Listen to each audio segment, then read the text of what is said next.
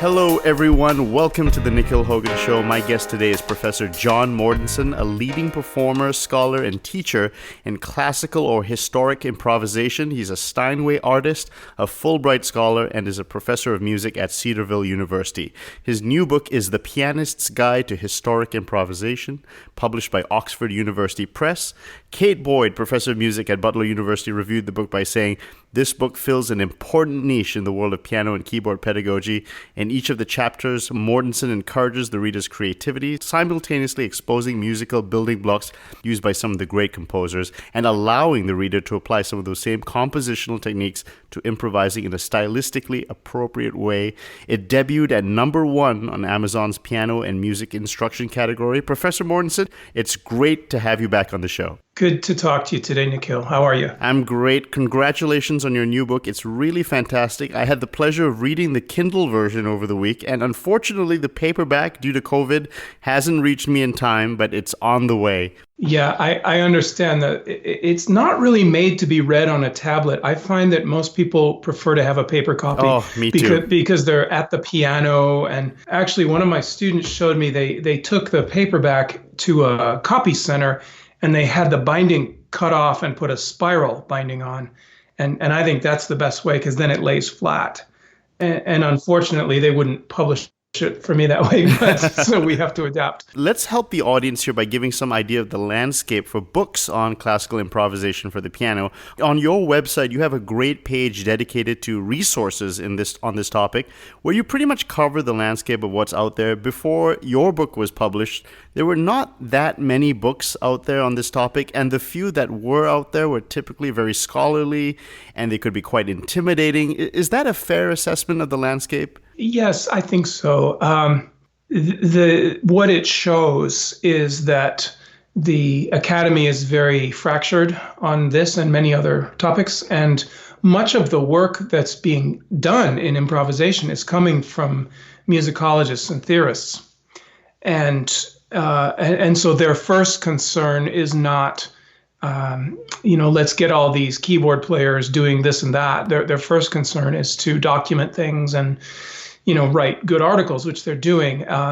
And so I'm very happy to be in communication with all of those folks and benefit from their work. But I just feel like my work is in another area. It's getting people to sit down and be able to do something that isn't scripted. For that reason, there's not that much out there. What you tend to have is either very, very popular level books where they might say, well, this is an Alberti bass, and on top of that, you can go up and down the scale. Now try it over this chord. And that's fine for a very beginning level, but that's really about all it is. And then on the other hand, you have people say, well, just play all the preludes and fugues of Bach, and you'll know how to improvise a fugue. It's been difficult for people to find their way forward. How long did it take you to write the book, and when did you begin? Did you have to revise things as you were writing it? Because I've noticed there's almost a torrent of new information almost by the week that comes out, new treatises being translated, all sorts of things. Have you found it changed as you were writing it? Yes, it did. It really, from the time I started to when I sent it in, the final version was probably 3 years. And at that point, you realize the truth of the old saying, books are never finished, they're only abandoned. And that, of course, is because I'm changing and I'm learning new approaches and having new ideas, and other people are publishing new stuff. So at some point, you just have to cut it off and send it away out into the world, or else you'll never finish. Let's get into the book, because really a lot of people are tuning into this because they want to know about this book. They want to get excited about the book, and just to hear more perspectives on how you planned it. And could you actually just talk about who you aimed this book for, specifically the audience? The book is first of all, I wrote it for myself because I wanted to learn how to do all this and how to teach it. And so I was actually the primary audience I will figure this out as I go, which is how I've done everything in my life. Give myself the job of teaching it, and that will spur me to figure it out. So that's one element. But it's actually for music school students undergraduate or graduate, and actually the faculty who've never improvised, professional performing musicians, and educated amateurs. And the reason I could write for all of those groups at the same time is because even though their professional abilities, their technical abilities might differ, their experience with improvisation is all going to be about the same. And that's why it's actually possible to talk to all these groups simultaneously. How did you compile the information? Because we know there's the German tradition, the French, Italian tradition. Is this kind of leaning German, leaning Italian? How do you kind of surmise the whole book? It does not rise to any such lofty level as leaning this way or that way. It's just stuff I figured out along the way. And what I was really trying to do is, yes, eventually get into the historic ways of learning this stuff, Rule of the Octave and Partimento and Schemata and all this stuff. All of that is in there. But I also knew that I would lose a large portion of the reading audience if I made them do the obstacle course of history that you have to do to get to that stuff. I wanted them to have something they could play in the first chapter, because that's why they're here. It's why they showed up. They want music, not footnotes. And so with all respect to my colleagues who are great at footnotes, I'm not. So I feel simpatico with the reader who doesn't care about that kind of stuff. So anyway, that's why I started with figuration prelude, because figuration prelude, if you're somewhat experienced musically and you can get around the keyboard at an intermediate level, you can play figuration preludes on your first day. And so that was to give a reward to the reader right away and say, you can do this. You can go show your colleagues. You can go show your friends. Was that fun? Okay, let's take it up a level in chapter 2. What do you need to do a figuration prelude? What's the prerequisites? Well, the figuration prelude is, it's all of this kind of stuff. It's any piece that can be easily understood as a harmonic progression in a specific number of voices that's broken up into a recognizable pattern. And so because it's made of those very simple elements, now you don't need to think about a whole lot of other stuff that sometimes happens in music. You only have to get that pattern down and then think through how the voices are moving. So it's a wonderful entry into multi-voiced playing and improvising, because it limits all these other problems that show up later, like imitation and real counterpoint, differentiation of rhythms between the voices, that kind of stuff. You don't have any of that. So it's wonderfully accessible. You need a few harmonies to start a figuration prelude, and so what kind of chords do you need? Well, you can do anything you want. I chose to start with what I call the page 1 progression, and there is a ferocious international war currently going on to determine what we will call this. One of my enemies refers to it as the Luli. He's not really my enemy. He's my friend. But anyway, and it's this. And by the way, if you know the podcast Reply All, which has nothing to do with music, their theme song is that, which I have no idea why. But anyway, those are the first 4 chords, first 4 measures of the well-tempered clavier. So I call it the page 1. So that's a good opener. I use that, and actually it takes quite a while to understand that in 5, 4, and 3 voices and in all the positions of the soprano. That's a day of work right there. And then we extend the piece by using sequential patterns. So that's a nice descending 7/6 sequential pattern, and it also modulated to the dominant. And now I can play page 1 in the dominant and then do a rising 5/6 sequence back to the home key, and there's a whole piece. Now I would need to apply figuration to that, depending whether it's 3 or 4 voices. Typically, I would have the option of some different figurations, and that really, you can make an entire 2-minute prelude out of that. how do you break up the chord, so to speak, to create a figuration? And how many types of figurations can you come up with? Well, theoretically, they're infinite, although when we do three voices, suddenly the number of possible patterns is greatly reduced. And so the most common one in the Baroque is where you play the bass first, and then you do the other two voices like that. And we hear that in, and I call this the umpadita because it sounds like you're saying umpadita. So,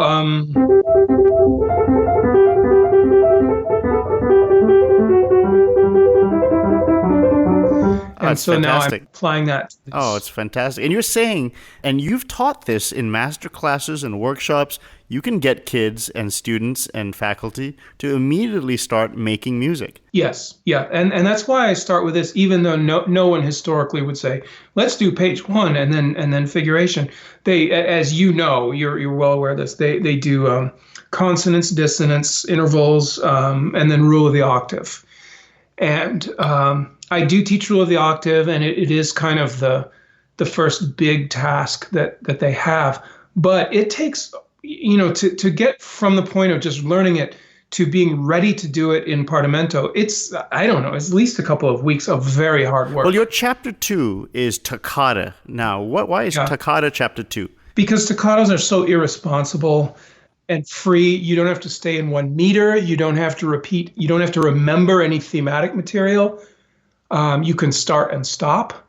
You can go in and out of time. You can be stream of consciousness. I mean, it's really just a grab bag of flashy musical ideas. And so that's great for improvisation when, again, you're trying not to let the player get shut down by too many obligations and variables. You're trying to create the sense of freedom and permission just to go ahead and play. And so I use the Bach D minor toccata, BWV 565, which probably isn't even by Bach, so what? Because it is so sectional. It just does a cool thing and then does a different cool thing and then does that an octave higher and then forgets about it and then does something else and then stops. And so then we talk about how to put different ideas into all these little slots, really. It's almost like filling in a Mad Lib. In the first line, do something flashy that has a tonic and dominant relationship. In the second one, do something descending. In the third one, do something with diminished chords. And you can generate wonderful music like this. And again, the goal is that it is not intimidating or forbidding. It's freeing. Do you need a couple of chords to have fun with toccata? What's the amount of harmonic knowledge you need? Well, it's a great exercise to see how far you can just get with 1 and 5. I've always felt like the last set of variations of Beethoven from Opus 111 is he's coming back to the whole question of 1 and 5 and asking again. It's like asking, after all this, is there really a God? Does life have meaning? And it is like he's coming back and going, does 5 really go to 1? Do 1 and 5? He's after, anyway. So just playing around with 1 and 5, you can actually create a lot of music. Do you show how to do cadences in the book? Yeah, I do. At one point, I talk about them as 2-5-1 cadences to try to connect with the way a lot of modern people would think. And then later I come back and teach the actual Partimento categories, which are different. They're, the simple compound and double cadences. You mentioned Rule of the Octave. That's chapter 3. And it really is so interesting because not only was it in Italy, you write in the book that CPE Bach had a whole extensive use of that in teaching in his treatise as well. Could you talk about the Rule of the Octave and just how important it is? Well, some of my colleagues will say, well, CPE Bach didn't call it that, and he was thinking about it a little differently. Yes, true. But the basic idea is that the bass scale, a scale in the bass, every note of that scale has a specific harmony that you can memorize. And then you generate your music by just moving the bass around, and each one automatically has a good sounding harmony that will sound legit and classical and real, and will avoid parallels and will generate the kind of harmonic stuff that is appropriate to that time in history. So yes, it kept being taught. It was brought to Paris. The thorough bass tradition in Germany had something similar. I love it because I see Rule of the Octave as a default background harmonic language. There are more sophisticated things one can do harmonically, some really cool voice leading things that one can learn. But when one isn't doing one of these special moves, you sort of default to Rule of the Octave. Rule of the Octave is the small talk of Baroque music. When we don't have something really exciting going on, we just chat like, well, how's the weather in Singapore? And it's a little bit bland. It's a little bit uneventful, but it's completely correct. Now, I will say this. One of the challenges we do on my online school is we try to play some of these Partimenti that are only in Rule of the Octave and see if we can actually make them stunningly beautiful. And you can. And that is, to me, is a miracle. The default, boring student language of this period actually can be made shockingly beautiful. I'm sure people would ask you, Professor Mortensen, do you have a standard version of the Rule of the Octave that you want me to learn? What's the study plan you have for me? Do you want me to learn it, the Fenaroli, the Durante, the CPE Bach? Which one do you want me to do? Yeah, and there are variants in them. One of the variants, of course, is when we descend in minor, whether we do that or that. And the way I explain it is if you do this one, you're going to sound a little bit more galant and Italian and Mozartish and operatic.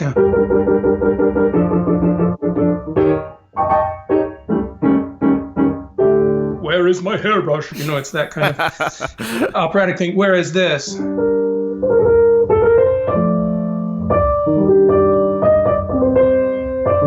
is going to sound more like a lamento from the earlier Baroque, maybe a little more German. So assuming the students have the bandwidth to deal with this and they're not already overwhelmed, yeah, absolutely, we'll show them that. When they don't, I will just probably stick with one. I often use Fourneau because Fourneau's treatise is the most orderly and it's easiest to see what he's talking about at every step. Whereas Durante and Fenaroli, when you go from their treatise to their Partimenti, often you don't know, was there some lesson in between that I missed? Why?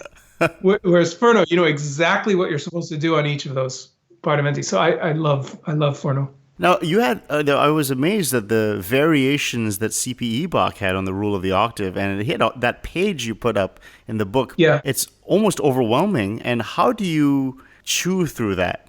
Well, and again, someone might say, well, that's not really Rule of the Octave anymore, because he's varied it so much that now it's another thing. That's fine. Yeah, I wouldn't argue with that. The point is, he's still just showing you a scale in the bass and some harmonic possibilities that arise from this scale in the bass that are very, very rich. And I take that as the foundation of keyboard improvisation, that it's understanding the motion of the bass and all of the possibilities that arise from that, both through Rule of the Octave and moves of the Partimento and everything else. It's the bass absolutely generates the whole thing.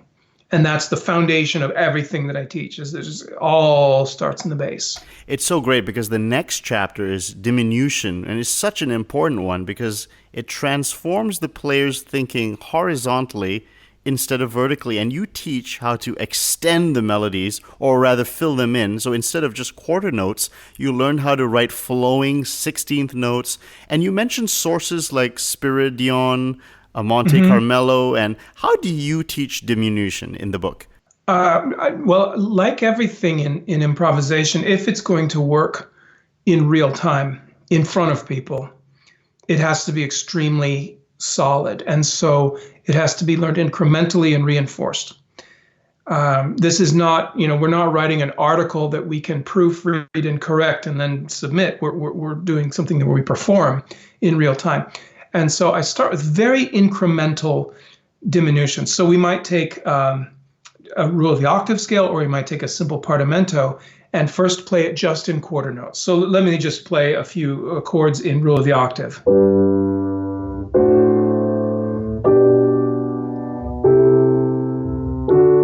So just 1, 2, 3, 4, 5 up the scale. And then I would say, all right, let's develop some rules for diminution. If I'm going to rise a step, I first can leap a third past it. So now,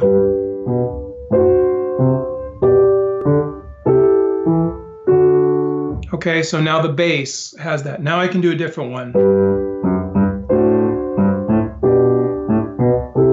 Okay, so that's all going to be by step. Now, in the other voices, let's add something to the soprano. And by the way, the simplest diminution is this. Is just repeating the same note. That already. Well, now let's trade that between voices.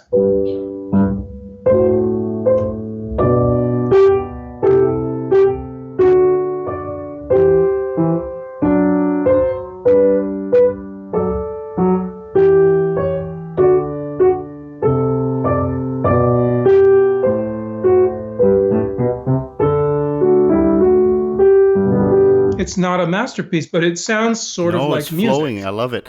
And how do you get to flowing 16th notes then from that? Again, you can actually do it sort of scientifically, where you look at the interval that you have to fill in. And there are even rules for this. If you're going a third, you can do those kind of patterns. And there are even charts where you can do these. And if you want to memorize them, hey, I have to span a fourth, therefore here's my diminution. I do think that the best way is just to spend time at the keyboard, improvising, goofing around, riffing, and just getting stuff in your mind and your hands that works. So that I think stays longer. I don't think any of us kind of mentally consult a chart while we're performing. We use what the body has learned in that real time. How do you avoid contrapuntal clams? Because sometimes you might be trying to come up with ideas, but you don't know if you're just not jiving contrapuntally correctly, and you might come up with things that you're not aware of, certain parallels and that kind of things. Is there a way to kind of help yourself prevent bad counterpoint? Yeah, I will say that I occasionally catch myself in a real clunker in a concert. I'm surprised how rarely it happens, given that I'm not that smart. The reason it doesn't happen a lot more is because rule of the octave and bass motions inherently avoid parallels. So if all the stuff I have learned to say harmonically is built on these ideas, that doesn't include parallels. There's the old joke, why do you play the piano so accurately? Well, I don't practice wrong notes.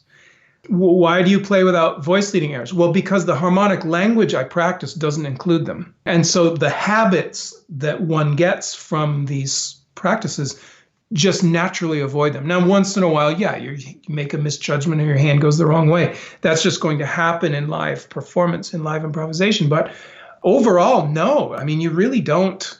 It really is not the main problem.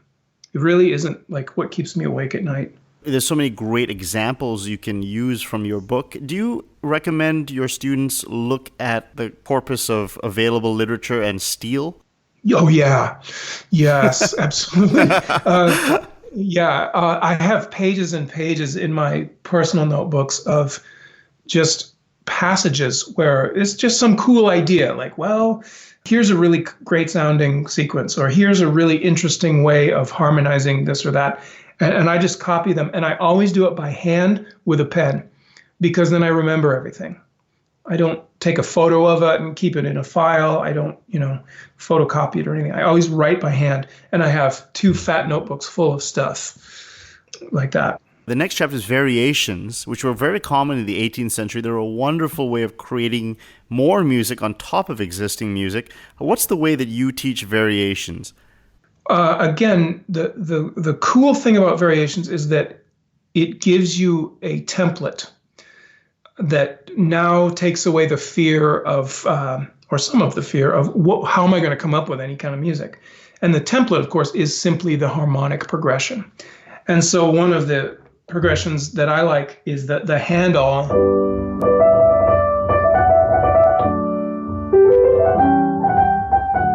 HWV 435, the chaconne in G, which interestingly is just rule of the octave going down. It's also the opening of the Goldberg variations.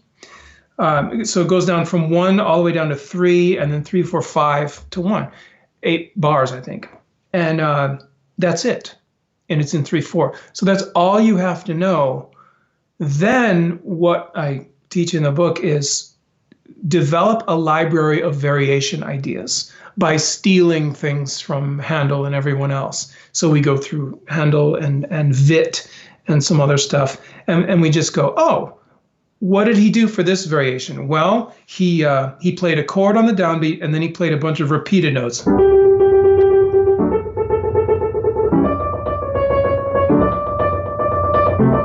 Now that would be irritating to do a whole variation like that. But the idea is you very quickly can see, first of all, every variation includes the harmonic progression. Every variation is really about one thing.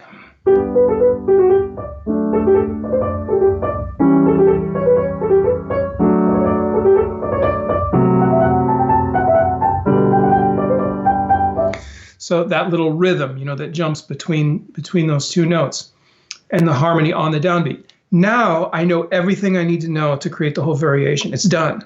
How about scales?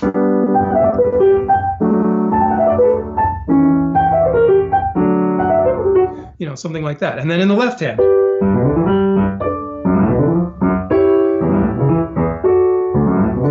And often one variation will give you the idea for the next variation, because one of the things in particular that Handel loves to do is have the right hand and left hand talk to each other. Right hand has an idea, left hand says, oh yeah, I'll see your idea and I'll raise you one. And then they go, let's be friends. And they do the idea together, sort of like in parallel motion or something. So variation plays itself. Once you get the idea, the doors really open, and it's really quite easy to invent variations because they're so simple and they don't have to be about anything profound, and they're a great deal of fun, and they sound like they all go together. They sound like they're all from the same piece of music. So again, it fights against this idea that improvisation is terrifying and humiliating, and I'm gonna look stupid, and I'm not gonna have any idea what I'm doing unless I have 3 PhDs, and that's why I love to teach it. Lyricism gets its own chapter, and it involves trying to improvise something that has like a ballad, a slow tempo, where the soprano, the melody, has a very prominent role. We've been talking about figurations, variations, diminutions, but at some point, someone needs to develop this art of melody, like having a nice melody. How do you build that lyrical quality, that melodic idea? Is it shaped by the chords? Is it shaped by the counterpoint with the bass? How do you develop that lyrical skill at melody? Yeah, well, again, some of it is book learning, and most of it is stuff you get in your ear and your mind and your hand from just doing it. In the case of lyricism, again, you can lay down certain things and say, this is just going to be included. Now you don't have to worry about it. In this lyrical style, the left hand will tend to play something repeated, like in the Italian concerto.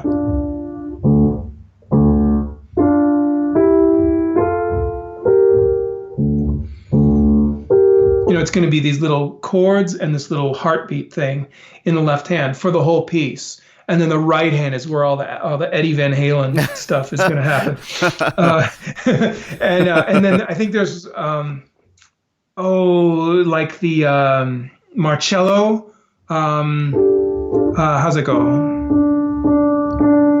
It might be in 3/4. I forget.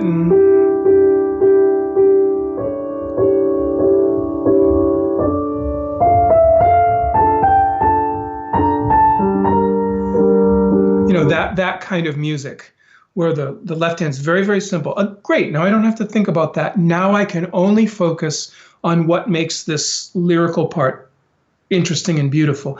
And what we find out is, of course it fits the harmony, but it's going to use non-harmonic tones in intelligent, strategic ways, suspensions and retardations and appoggiaturas and neighbor tones and cambiatas and all of that stuff.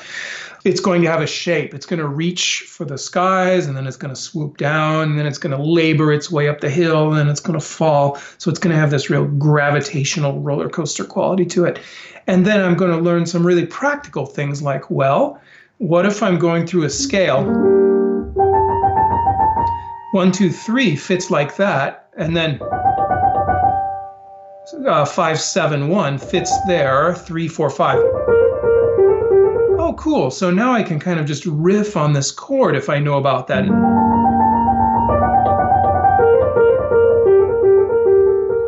And one develops this kind of library of riffs that are stylistically appropriate. One that you see all the time, like the cheapest one in Baroque music, is right hand descending scale. Let's say we're in whatever, D major, and you do a scale from 1 to 1, and then 5 to 5. So it's 1 to 1, 5 to 5, 1 to 1, 5 to 5, and that sounds a little bit more broken up and interesting than just a scale. And yet, for most keys, it's pretty easy to get the fingering of that without practicing. And this shows up over and over and over and over in Baroque music. And in earlier keyboard music, they break it between the hands. 4 notes in one hand, 4 notes in the other hand. Right hand, left hand, right hand, left hand, right hand, left hand, right hand.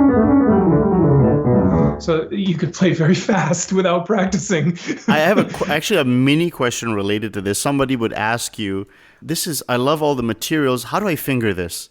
Yeah, I don't get into technique just because the book would be 10 times as long. There's nothing in here that is spectacularly virtuosic. There's no, Chopin etude level, Winter Wind kind of stuff. There's no Petrushka. Everything is reasonably playable by someone with a moderate piano background, or if some example I give isn't, there's something else they could do that would work that's easier.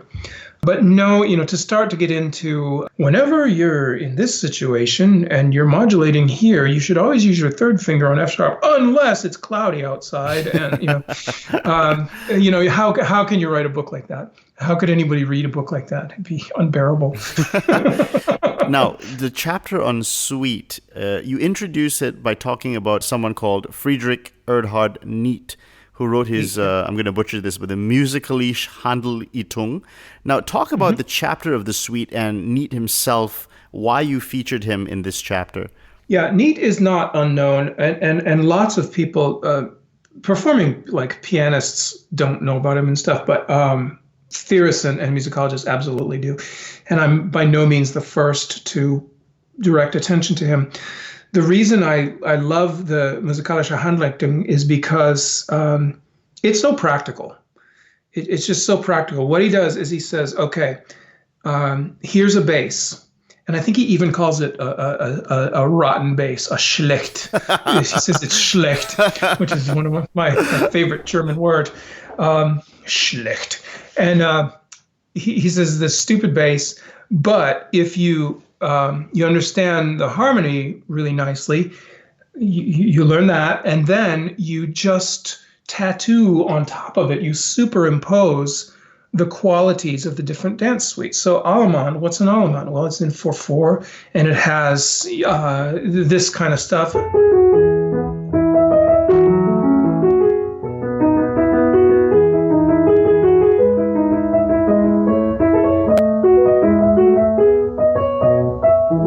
It has those kind of rhythms with a little pickup, moderate tempo. There's a B section that starts in the dominant, makes its way back home. You got yourself an Allemande. And then he says, now courant is in this meter, so change these things, then do a sarabande, and then you can do a gigue. So when I first came across Niedt, I thought, well, this is ingenious, because one bass line, and it's schlecht.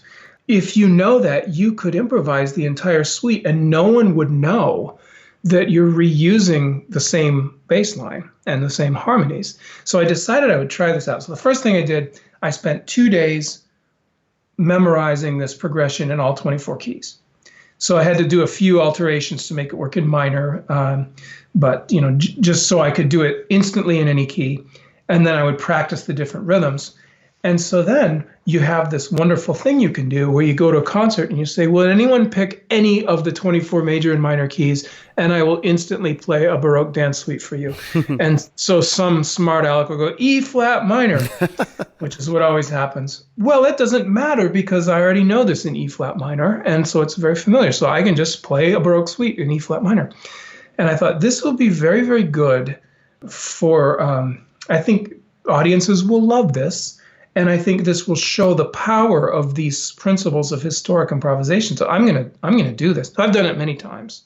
And you know what? No one has ever said, hey, you recycled that harmonic progression. No, nobody's ever caught me. Now they will because I admitted it to you. But well, now we get into a chapter, Imitation, where the first chapters were you could really get a handle of it because it made conceptual sense. But now we're dealing with time shifting. Now, there's something where a lot of people say, okay, this is now where it doesn't matter if it's Baba Black Sheep or some simple nursery rhyme. The moment you start imitating, people panic. They're like, uh-oh. Now, it doesn't matter how simple the melody is. You suddenly have to keep multiple things in your mind. How do you bridge the gap to learning imitation and make it not so scary? Yeah, this is where we jump from kind of Teletubbies to Doctor Who. You have to deal with time travel. The actual points of imitation I talk about are quite simple, and I start extremely simple by, one voice will play, and then it will just hold a note while the other voice imitates. So it's to try to reduce that multiple timeline phenomenon as much as possible. And ease into it. But then, gradually we do get more complicated. I spent an entire summer working on fugue expositions because my sense of this was I know how fugues work. I've written fugues. I've played a lot of the Waldtemmer clavier and other stuff and Shostakovich and Bach, Busoni transcriptions and all of that. I know how they work. I even wrote one for a symphonic band and 2 pianos. So, I know how they work, but actually to do it in real time when it's not scripted, this is a completely, almost unrelated thing. It's an unrelated experience. And I thought there's something very intuitive and somatic about this experience. And I think I need time to let it sink in. And so I'm just going to do this for 2 hours every day and see what I learn after a summer. And I could get these headaches and frustrated and stuff, but I really do think it develops new neural pathways that start to make this stuff possible. And it's not that hard to see how the Neapolitans and others, since they inculcated this stuff from childhood, of course these people were fluent at it. If you've never done it before and you're 42 years old and you decide you want to improvise a double fugue, of course you're going to hit the wall without preparing. But so to go back to the points of imitation, there's more just sitting down and trying things and making mistakes and being patient and having a cup of tea by your side and being zen about the whole thing before you get the reward. Can you talk about your training in counterpoint? Because you've mentioned you wrote fugues, and did that relate to your understanding of all of this? Because counterpoint, you seem to think very horizontally and you seem to think in terms of lines. Can you talk about your experience and counterpoint as a topic? My counterpoint education is really terrible, and that's my own fault. I did have courses in it, and I even managed to convince the professor at University of Michigan to let me into a grad course. It was an entirely written phenomenon, though. Counterpoint was taught as a thing you did on paper, and I was not great at it. I found some of my old homework assignments recently, and they were covered with red pen. And words like, oh, wow, and God have mercy, stuff like that. Wow. And that's a tough professor. Yeah, he was. But he was from this world where, he could play actually very well. But his idea of what you did was you wrote articles that were read by other scholars. And so that was the end goal of this, was to know and to, put something on paper. It wasn't to go to the practice room and get this or that pattern in your mind. So there was no actual assignment to play anything. It was just to turn in papers. So, I Do you think tried. counterpoint is not being taught correctly? I don't want to, Or maybe would you say there's another approach to counterpoint that's not being yeah, done? I mean, to me, I value the articles, the academic articles and stuff. I read them and learn from them. But to me, what's really important, and the reason I'm doing any of this is because I think music is for people. And I did all of this to go to the stage and to play for people and to show other people how to make music, not to make articles and books and treatises.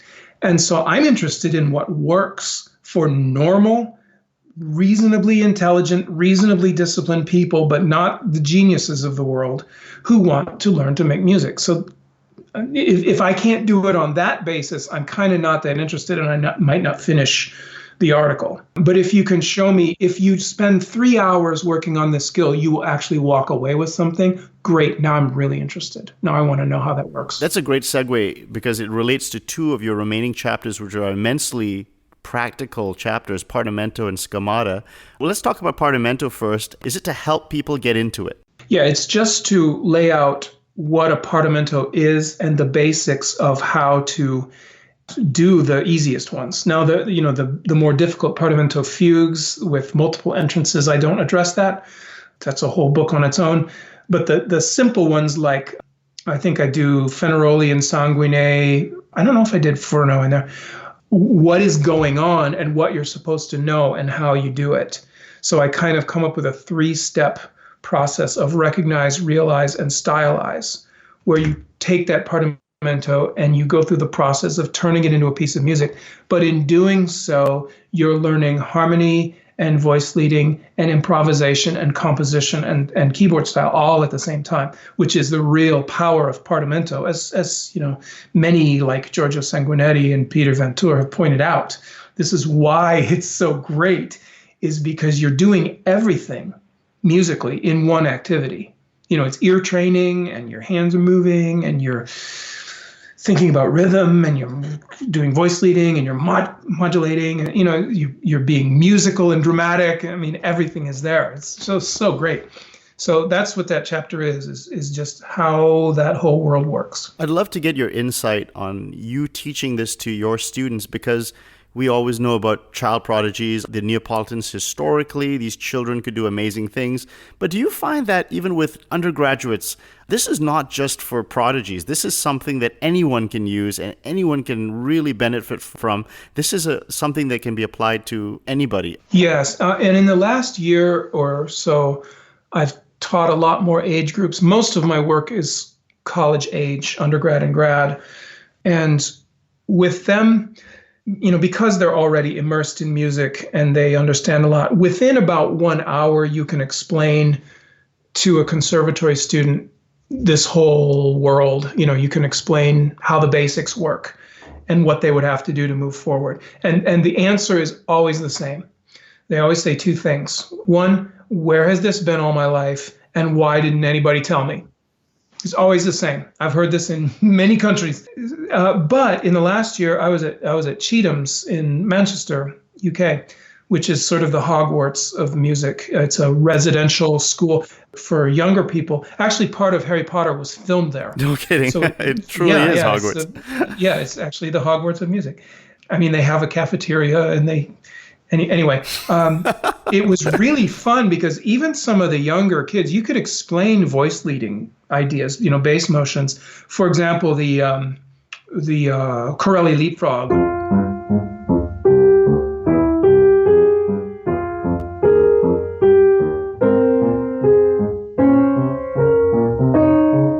With all those glorious climbing suspensions, they can sing it. I mean, they can sing it beautifully after 5 minutes of instruction. They take to this stuff like a duck to water. So to me, that's very promising and delightful. And then online with Improv Planet, we have about 300 students there. And we just had an improv challenge where everyone could do their own, whatever they wanted to do with Furno's first Partimento, and post a video.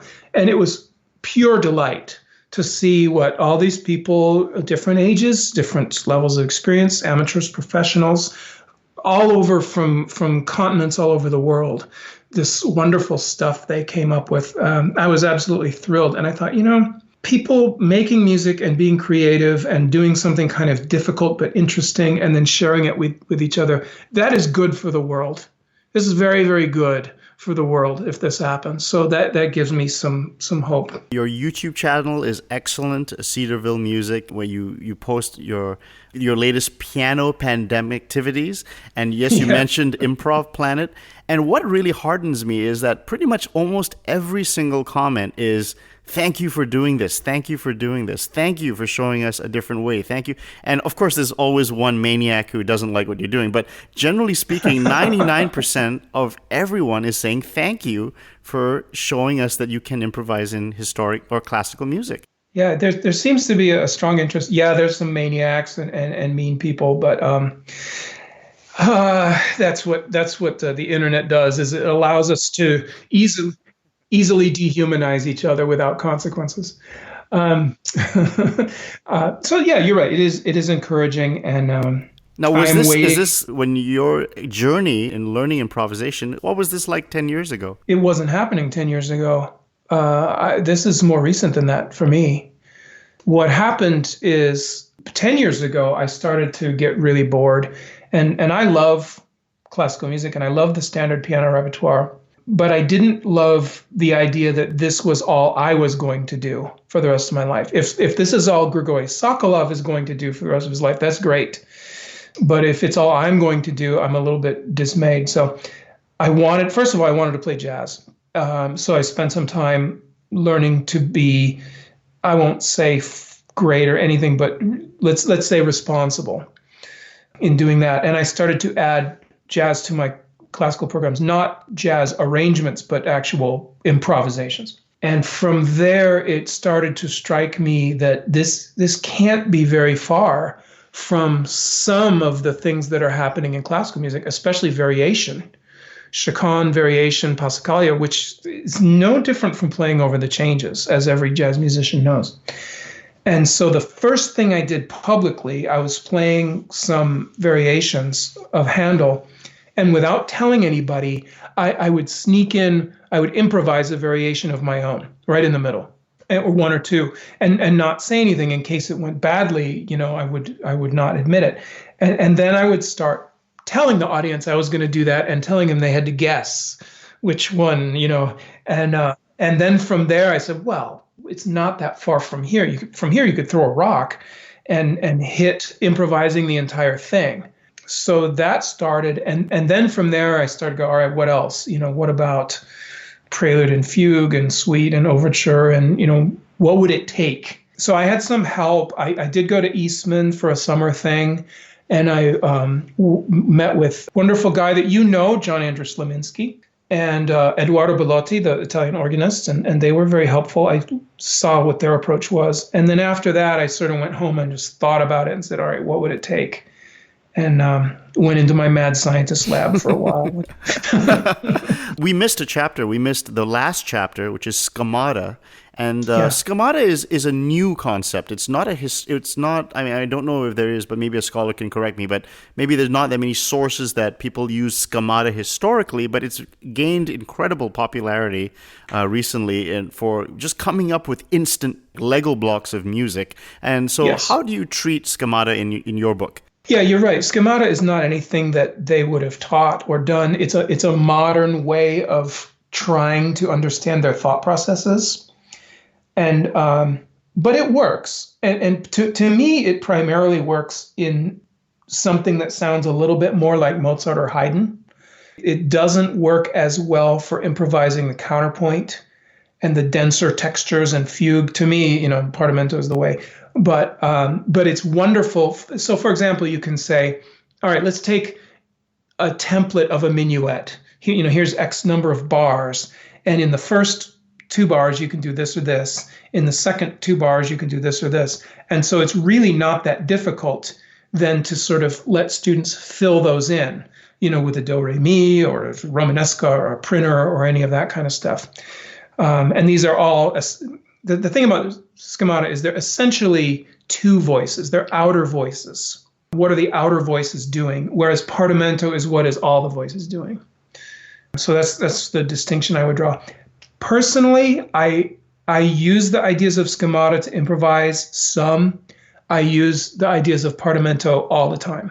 This is an unrelated question, but I had to ask you this. I saw on your faculty page that you have an interest in traditional Irish music. Now, could you talk about that? Yeah. Is that something? Do you play? Do you jam? Do you have would people be surprised to see you jamming with people like in an Irish pub? They might. I'm not practicing it right now because I'm too busy with other stuff, but we had a group for a while, and I learned mandolin, Irish flute, Irish accordion, and some other stuff. And yeah, I would actually go to pubs and play.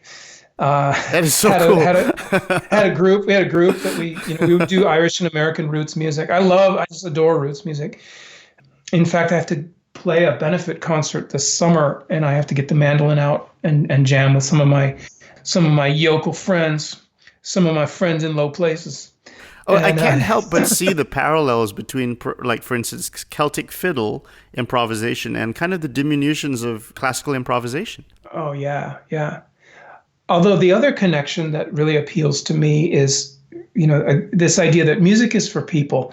There was a wonderful book by musicologist Christopher Small from the 90s where he invented this word musicking, which is the activity of making music together.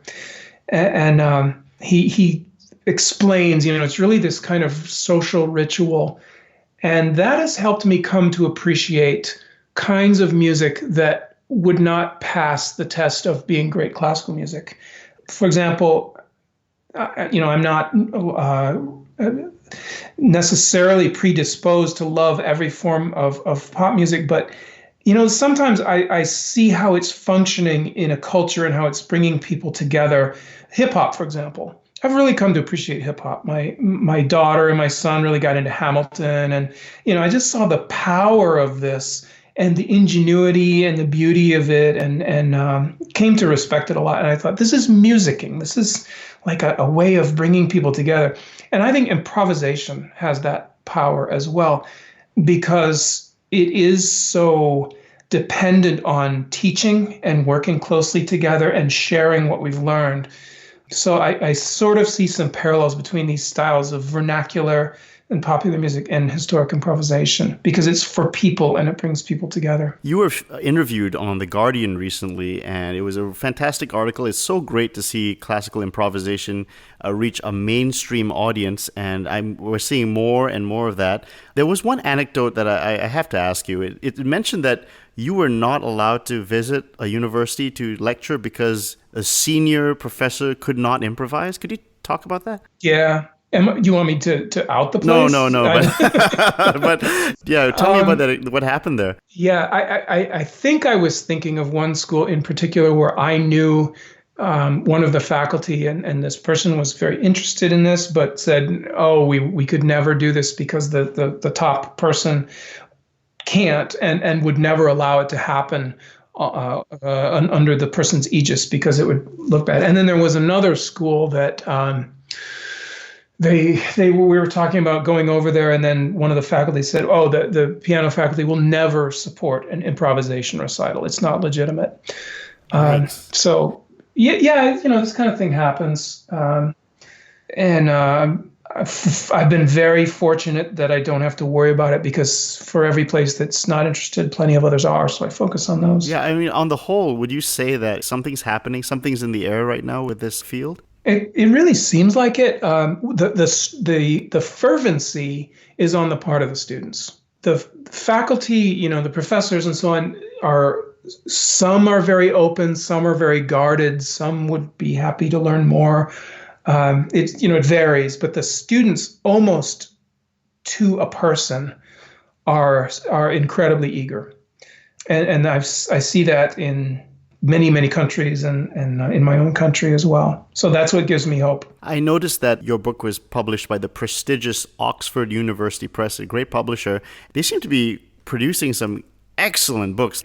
How did you get to know the publisher? Did they reach out to you? What happened, and how did the seeds for the book come to be? As far as the publishing goes, Oxford is a peer-reviewed academic press, and so they have a very formal procedure for submitting books to them. You have to send them, you can either send the complete thing or you can send a sample chapter, and you have to sort of write this whole legal argument about why it's not a terrible idea. And then they send it out to anonymous reviewers who are in the field, usually other professors, and they come back and they either say, yes, go with it with no changes. Almost all the time they say, you have to change this and that, and rewrite all this stuff. So it's a very long, painful, horrible process. But the good part is someone else's eyes have been on it, and one's own ego will be toned down a little bit, and crazy claims, unsubstantiated, one might make, get challenged, and it ends up being a better as a result. So I do believe in peer review, and having an editor who's pretty ruthless, who shoots down one's stupider ideas. And so that's why I wanted to work with them. While I have you here, I want to just get your take on this. You're a pianist, but I wonder, what do you think of this whole solfeggio thing that's happening as well, which is coming out of the Partimento tradition as well by Professor Nicholas Baragwanath? Is that interest you in any way, the hexachordal solfeggio?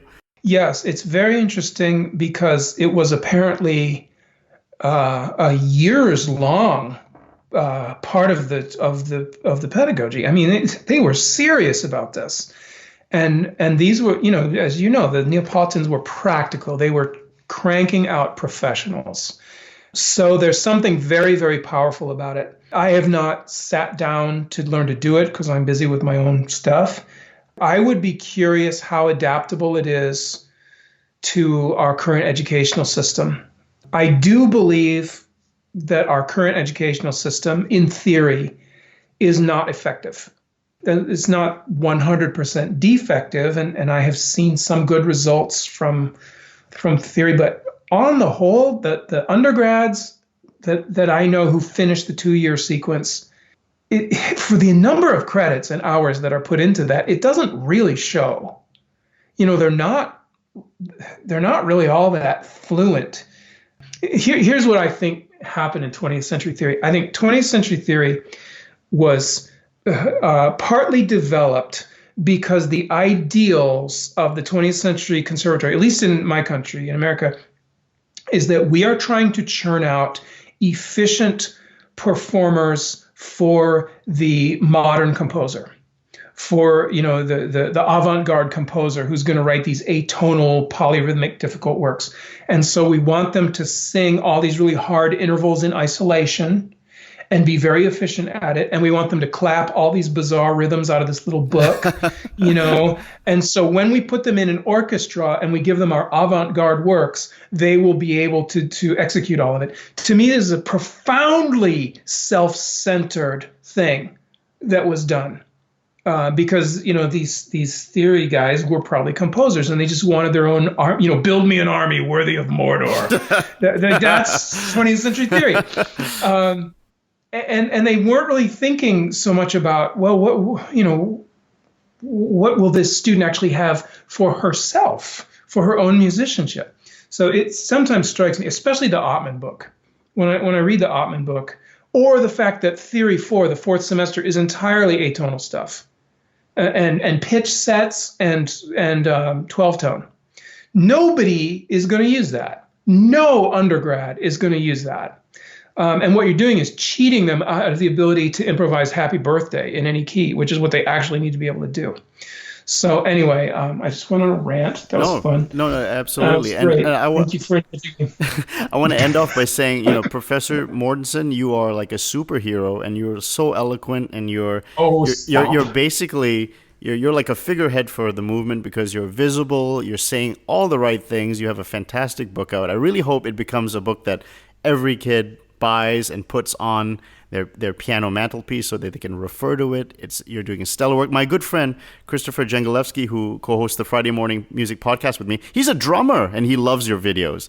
And he doesn't even he plays piano, but he's a drummer. He loves your videos. He's telling me he's using your videos, so it goes to show that you're reaching a wide audience. Please continue your good work. And where can people find you? What would you like to mention other than the book, which is The Pianist's Guide to Historic Improvisation, published by Oxford University Press?